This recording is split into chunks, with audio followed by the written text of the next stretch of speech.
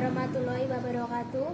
Kami dari kelompok 26 Praktikum Fisika Dasar dari Prodi Pendidikan Biologi semester 2 akan mempresentasikan hasil video pendahuluan yang bertemakan pengukuran yang beranggotakan 1. Jera Cesaria Wardani dengan nomor induk mahasiswa A420 200 106 dan Latifah Restu Hapsari dengan nomor induk mahasiswa A420 200 111.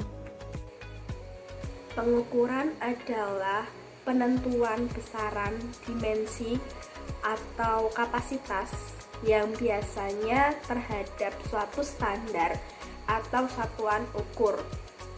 Pengukuran juga dapat diartikan sebagai pemberian angka terhadap suatu atribut atau karakteristik tertentu yang dimiliki oleh seseorang, hal atau objek tertentu menurut aturan atau formulasi yang sudah jelas dan telah disepakati.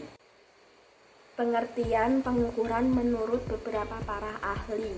Yang pertama dari Georgia S. Adams pada tahun 1964 yang mengatakan bahwa pengukuran adalah sebagai nothing more than careful observation of actual performance under standard condition.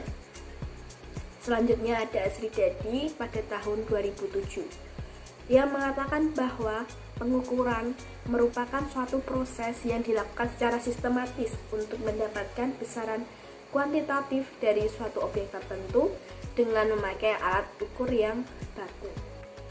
Dari pengertian beberapa ahli tersebut di atas dapat disimpulkan bahwa pengertian dari pengukuran yaitu kegiatan mengukur yang dilakukan dengan membandingkan hasil suatu ukuran tertentu.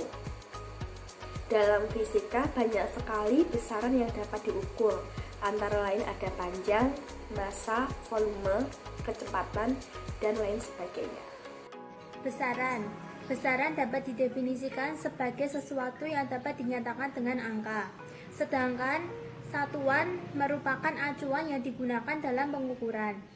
Suatu besaran turunan ditentukan dengan mengukur besaran dasar terlebih dahulu, sehingga untuk menemukan besaran turunan seperti luas, volume, dan massa jenis diperlukan besaran dasar berupa panjang, lebar, tinggi, maupun diameter.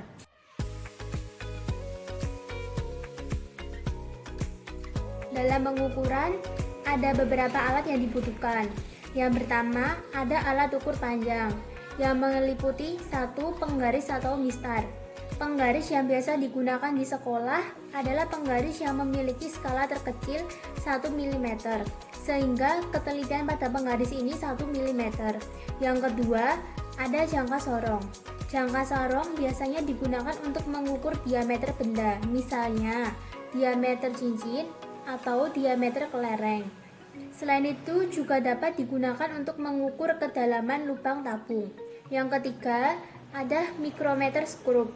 Micrometer screw digunakan untuk mengukur ketebalan benda yang tipis.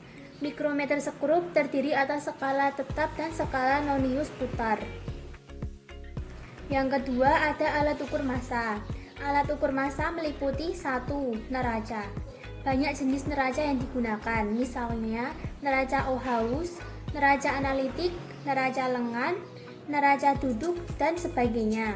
Yang kedua ada timbangan pasar. Timbangan pasar yang digunakan para pedagang untuk menimbang dagangan mereka. Yang ketiga ada alat ukur waktu. Waktu adalah besaran yang menunjukkan lamanya suatu peristiwa berlangsung. Adapun macam-macam alat ukur besaran waktu antara lain stopwatch. Yang keempat, ada alat ukur suhu. Alat ukur suhu yang umum digunakan adalah termometer. Termometer memiliki berbagai skala, meliputi termometer skala Celcius, termometer skala Reaumur, termometer skala Fahrenheit, dan termometer skala Kelvin. Yang kelima, ada alat ukur kuat arus. Yang pertama ada ampermeter. Ampermeter terdiri atas susunan mikrometer, dan yang kedua ada multimeter. Merupakan alat ukur listrik yang dapat digunakan untuk mengukur kehambatan, tegangan, dan arus listrik. Sekian video tugas pendahuluan dari kelompok 26. Terima kasih telah menyaksikan. Wassalamualaikum warahmatullahi wabarakatuh.